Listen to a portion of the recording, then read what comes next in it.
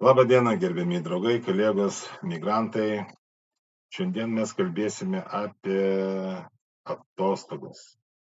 Puikus laikotarpis, kada jūs galite pailsėti nuo darbo.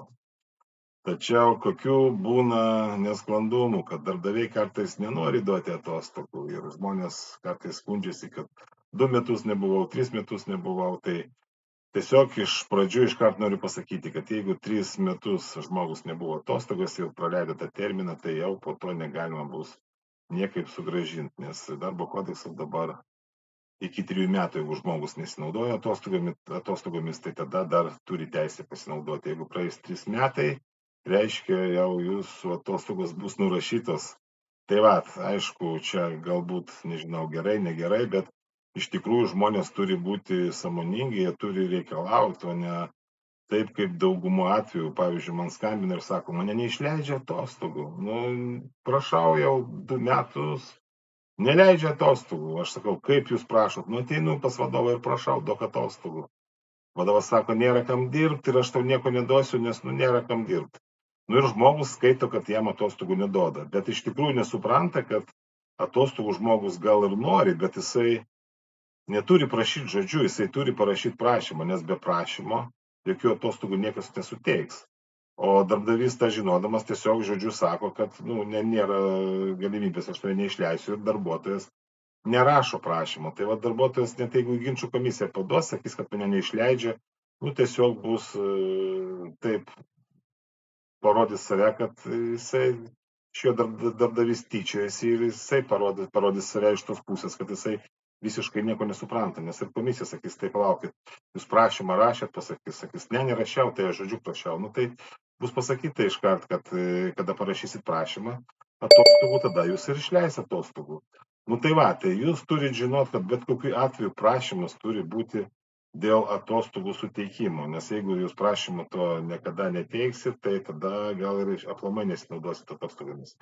Tai va, tai čia tokia, aišku, pradžia, čia kaip sakyt, tiesiog tokie pastebėjimai iš praktikos, bet ką aš dar galiu pasakyti dėl šios temos. Tikrai yra tokia gan sudėtinga tema, nes visada, pavyzdžiui, visi ten, kaip sakyt, tokie klausimai, vasarą neišleidžia, aš noriu, man reikia, ten tas nori ir va, įmonėse, kur, pavyzdžiui, eilės visokias sudaromos, ten kartais darbdaviai kas 4 metus praktikuoja, vieni eina vasarą, po to turi būti pavasarį, žiemą ir rudenį iš eilės kažkaip tai, nes, iš tikrųjų sudėtinga laviruoti, visi nori atostogų, aišku, vadovybei paprasčiau, jie ten save visada išleidžia, kada jiems reikia, jie prie visų tų šventinių dienų, ilgesnių ten savaitgalių prirašo 1 dieną, 2 dienas ir ten savaitėm gali išskristi kažkur tai šiltus kraštus, bet darbuotojai to negali.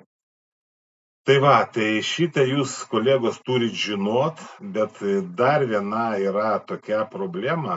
Iš tikrųjų, aš prisimenu, jau ne vieną kartą rašiau savo žmonėm prašymus, aišku, čia ne visuose galbūt įmonėse, bet pasakysiu, kad ir geležinkelį, nors ir valstybinė įmonė, šiaip turėtų viską daryti pagal darbo kodeksą, bet tikrai prieš keletą metų ir vienam ir kitam reikėjo rašyti prašymą.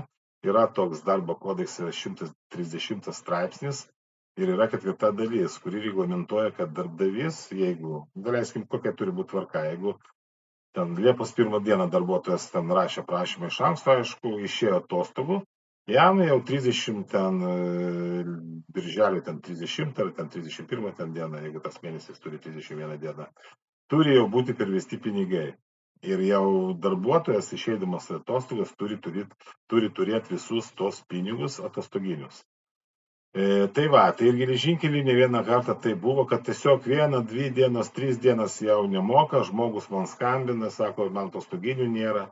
Tai va, ką kolegos jūs turite žinoti. Geriausiai tai būtų iškart neskambinti ten darbdaviui, tiesiog jūs žinokit tą dalyką, kad tas 130 straipsnį 4 dalis reglamentuoja, kad jūs tiesiog, jeigu darbdavys, pavyzdžiui, jūs paėmėt ne visą mėnesį, 10 dienų, ir 7 dienas pavėlavo, sumokėjo jums ant atostoginius, ten 3 dienos iki pabaigos atostogų jums sumokėjo. Tai ką reikia pagal šitą straipsnį padaryti? Jūs čia tiesiog reikia žinoti, dėl to, kad jeigu jūs 3 darbo dienos praeis po atostogų, pavyzdžiui, išėjot į darbą, 3 darbo dienos praėjo, jūs jau negalėsit to prašymo pagal šitą straipsnį rašyti, kad tos visos uždelstos dienos, pavyzdžiui, 7 dienos, jeigu toks atvejis buvo, tai jūs tada jau negalėsit rašyti prašymo, kad visos šitos 7 dienos pridėtų prie kitų kasmetinių atostogų.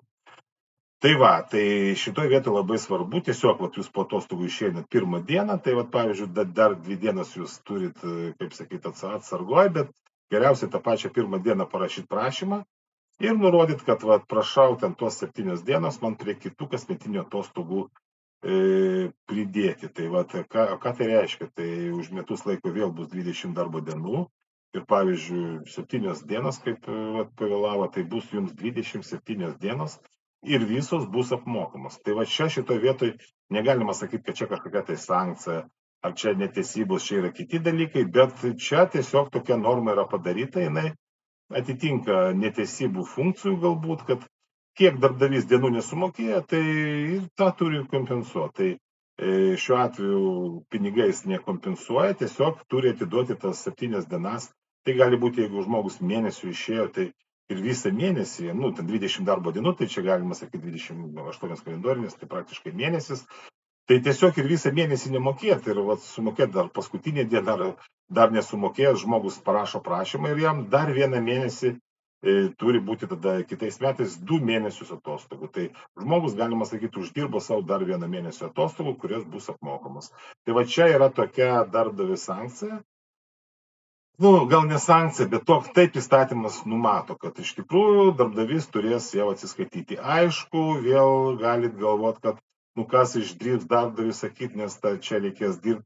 Vėlgi, sakau apie visada žmonės, kurie bijo ten kažką tai reikalauti pagal įstatymą, apie juos nekalbam, nes jie gali aplamai be atlyginimo sutikti dirbti ir tada, čia jeigu žmogus sutinka dirbti be atlyginimo, reiškia, jisai dirba ir sutinka. Mes dabar kalbam apie žmonės, kurie vykdo įstatymus ir remiasi įstatymų tvarka visokia. Tai tiesiog jie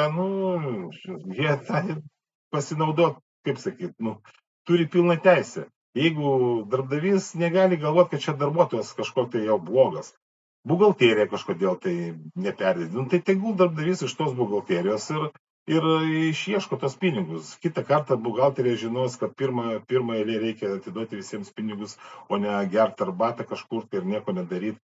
Tai tiesiog šitą vietą nenoriu diskutuoti, aišku, kad kas čia kaltas, kas nekaltas, bet iš tikrųjų tokia norma yra. Ir jūs tiesiog ją turit žinoti, nes jinai vėlgi tokia, kaip sakyti, yra straipsnis kažkoks tai atskiras, tas punktas yra, ne visi ten paskaito iki galo, bet esmė šito straipsnio ir 4 punkto 130 straipsnio tokia. Jeigu jūs negavo ten 2 dienos, tai reiškia 2 dienos turės pridėti prie kitų atostogų.